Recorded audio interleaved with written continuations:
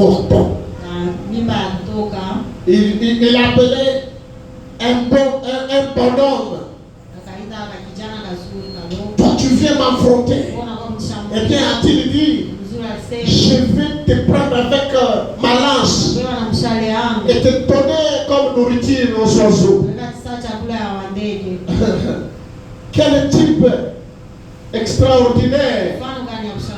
Quand ce Philistin est circoncis, l'a maudit. David a dit, tu marches contre moi avec une épée et une lance, avec des armes. Tu marches contre moi en tant que Philistin. Et moi, je marche contre toi sans épée, sans lance, sans armes. Mais je marche contre toi au nom de l'Éternel, le Dieu d'Israël. Amen, amen. Nous savons un nom qui est au-dessus de tout nom. Peut-être que nous n'avons pas une armée, mais le nom de Jésus-Christ est une arme forte. Amen, amen. Le nom de Jésus-Christ peut changer ta situation. Le nom de Jésus-Christ ôte la maladie, il ôte le péché, il le déracine même. Amen, amen, amen. Voilà, ça c'est incroyable. Il avait confiance du nom de l'Éternel. Voilà sa forteresse. Voilà son bouclier. Voilà sa haute retraite. Amen, amen. Voilà ce qui devrait être la haute retraite de l'Église. Le nom de Jésus-Christ. Voilà la haute retraite de tout croyant. Peu importe ce qui arrive, ce que Dieu le monde ou autre, votre retraite, c'est l'Éternel, le Dieu d'Israël. C'est tout. Le nom de Jésus-Christ est une tour forte. Le juste s'y réfugie et se trouve en sûreté. Voilà notre retraite. Jésus-Christ. Amen, amen. Croyez-vous cela? Croyez-vous cela? Le prophète dit, remarquez, quand c'était arrivé, nous savons ce qui s'est passé. À David, il ne restait qu'un seul petit endroit où frapper. Vous êtes là avec moi? Goliath était bien vêtu. Il a protégé ses pieds. Il a protégé sa poitrine. Il a protégé sa tête. L'unique endroit qui restait, c'était le front. Amen, amen. C'était le front. Partout il y avait l'armée. Maintenant, pour qu'il atteigne le front, il fallait une puissance invisible. Pour atteindre la cible de l'ennemi, il faut une puissance invisible. L'homme seul ne peut pas atteindre la chose. La cible, là où le diable est faible, c'est Dieu qui connaît. Si tu te confies à Dieu, toi prie seulement. Le reste ne te concerne pas. Amen, amen, amen. L'unique endroit qui était resté, c'était le front. Amen, amen, amen. Et avant même qu'il soit arrivé près du géant, Dieu a dirigé le coup fatal. Et il a tué le géant. Qu'est-ce qui s'est passé? Le prophète dit, David avait prié avant d'aller là-bas. Il a demandé un signe à Dieu. Et comme il était sûr du signe que Dieu lui avait donné, il a pris 5 pierres. Le prophète dit, les 5 pierres typifient le nom de Jésus-Christ. Il a mis la pierre dans sa fronte. Il a lancé la pierre. Le reste ne le concernait pas. Il y a eu une force invisible qui est entrée dans la pierre et a dirigé la pierre là où il fallait. Et l'ennemi était tombé. Frères et sœurs, si tu es un véritable croyant, tu dois avoir confiance dans ta prière. Parce que quand Dieu avait parlé que la lumière soit,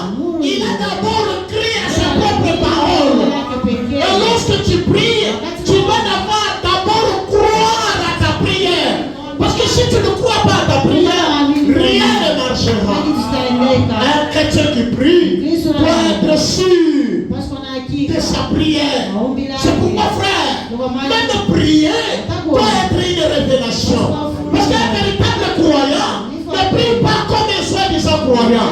Parce qu'un soi-disant croyant, il prie en multipliant les paroles vaines. Mais lorsque nous prions, on cible. Amen, amen. Pas multiplier des paroles vaines, mais on cible. Tu parles à ton Père. Tu dois lui rappeler des promesses. Amen, amen. Ce n'est pas quelqu'un qui se tient debout là-bas. Baba. La Fukusa. Il y a Kizazi. Il y a Eki. Sasa. Shuka. C'est différent d'un fils de promesse. Parce que la prière pareille, ça ne va nulle part. Quand je me tiens debout, d'abord, je dois exalter mon Dieu. Je dis, Seigneur, moi, je suis ton fils. À qui par le sang de Jésus-Christ, de Dieu, bouge un peu. Le sang, tu découvres d'abord avec le sang. Tu viens avec le sacrifice de bonne odeur. Amen, amen. Alors lorsque tu as le sang, tu dois être sûr que Dieu t'a pardonné. Et lorsque tu es sûr, tu commences à dire, toi l'Éternel des armées, tu es le Dieu d'Israël. Tu n'étais pas seulement le Dieu d'Israël, tu étais le Dieu de William Arobrana. Tu n'es pas seulement le Dieu de William Arobrana, tu es aussi mon Dieu aujourd'hui. Amen. Quand Daniel n'est pas invoqué, tu avais entendu. Jonas n'est pas invoqué, tu avais entendu. Il a tourné face vers le temple. Il s'est rappelé des paroles de Salomon. Salomon avait dit, lorsque ton fils sera en difficulté et qu'il tournera vers le temple et qu'il te parlera, exauce-le. Mais nous avons eu plus que Salomon. Et le plus que Salomon a prononcé la prière pour nous. Alléluia. Vous savez que Dieu bouge. Et il a fait la cible. Si tu souffres, c'est toi. Dieu nous a tout donné. Comme il avait donné la capacité à David, le prophète dit, nous avons besoin de David aujourd'hui. Nous avons besoin de gens qui croient. On a besoin de vrais croyants. Et si nous avons juste deux vrais croyants ici, la vie de Lubumbashi va bouger. Amen, amen. Tabernacle de la Washi fera parler. Et pourquoi les choses ne marchent pas? On n'a pas de vrais croyants. Ou soit on a des vrais croyants qui ne se reconnaissent pas. Parce qu'il ne faut pas dire qu'il n'y en a pas. Le prophète dit dans chaque assemblée, il y en a. Il y en a au moins 3 catégories. Mais les vrais là, réveillez-vous. Montrez que vous êtes là. Montrez que vous existez. Parce que moi je crois dans mon cœur que parmi vous il y a de vrais croyants. Mais où sont-ils? J'aime les voir. J'aime les sentir. Il faut que Dieu agisse au milieu de son peuple. Et pour que Dieu agisse, il ne viendra pas dans le vent. Il ne viendra pas dans le mille. Il a besoin de quelqu'un. Il a besoin de ma soeur. Il a besoin de mon frère. Il a besoin de prédicateurs. Il a besoin de tout le monde. Il a besoin que de votre corps pour agir. Tu peux jouer la musique. Ça peut faire partir les démons. Mais si tu les joues, étant en esprit et en vérité. Parce que David, quand il jouait sa guitare, il était en esprit. Lorsque Saïl était tourmenté, on a prié pour lui. Ça n'a pas marché. Mais quelqu'un a dit, il y a un jeune homme, quand il joue la musique, les esprits partent. Appelez-moi David. David, cette année-là, il a commencé à jouer sa guitare et les démons sont partis. Nous avons besoin de David qui peut jouer la guitare et les démons partent. Les malades sont guéris, les matin marchent. Il y a d'autres démons qui partent par le chant. Souvenez-vous de l'île de Jéricho. Il n'y avait pas la prière qui a fait tomber Jéricho. Non, c'était juste la louange, juste les chants. Les îles de Jéricho sont tombées. Où sont les véritables croyants qui peuvent chanter et les îles de Jéricho tombent? Les îles de Jéricho, ce ne sont pas les îles physiques, c'est ta maladie, c'est ta souffrance, ce sont des péchés, ce sont des démons. Alors nous avons besoin de vrais croyants qui peuvent chanter et faire tomber les îles. Est-ce que je peux entendre l'amen? Amen, amen. On a besoin de prédicateurs sans imposer les mains. Ils prêchent seulement la parole. Et tant sincère dans son cœur, sans mélange, sans faute, sans arrière-pensée. Tu passes devant, tu prêches correctement la parole. Dieu descend et il agit au milieu de son peuple. Où sont ces prédicateurs? Où sont-ils? On a besoin de croyants. Quand il entre, il a confiance en Dieu. Il a confiance en Jésus-Christ. Tu veux avoir confiance en Dieu. Tu veux qu'il descende du ciel. Qu'il te parle dans le mur. Ça sera les temps anciens. Aujourd'hui, Dieu parle à travers les ordres. Amen, amen. Il ne peut pas parler à travers les chevals. Non. C'était là-bas. Il ne va pas descendre dans le buisson ardent. S'il a besoin de te parler, il utilisera un homme. Amen, amen, amen, amen. On pouvait parler d'autres croyants. Ils sont nombreux. Il y a des Abraham qui a vécu aussi. Il a tenu à la promesse. Nous avons la promesse. Nous devons tenir à la promesse. La promesse dit, invoque-moi en temps de détresse, je t'exaucerai. La promesse dit, tout ce que vous demanderez en prière en mon nom, je te donne. Amen, amen. Nous avons des promesses. Nous devons croire à la promesse. Je vous enverrai le prophète. Il ramènera le cœur des enfants à leur père. C'est la foi de nos pères. Où sont les gens aujourd'hui qui peuvent se tenir et arrêter le soleil? Il est où? Ils sont où les croyants? Un croyant qui peut voir un aveugle qui marche. Il regarde.